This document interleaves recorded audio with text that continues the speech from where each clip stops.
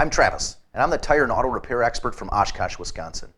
If you've got questions that you want answered so that you don't get taken advantage of the next time you go in for an auto repair, or if you just don't want to feel awkward asking innocent questions about auto parts, oil changes, or any other car service that you need, then you have come to the right place.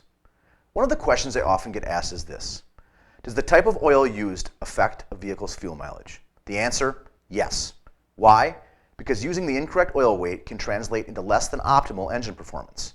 When the engine performs poorly, it's a direct correlation with fuel consumption. If you or anyone that you know is looking for new tires, transmissions, brake repair, an oil change, or any other type of auto service in Oshkosh or auto service in Ripon, there are a lot of good auto repair shops in the area, especially when you consider those in Neenah, Menasha, Appleton, and Fond du Lac. Of course, I believe we're among the best. And because I do, I invite you to visit any of our area locations and judge for yourself. Thanks. We'll see you soon.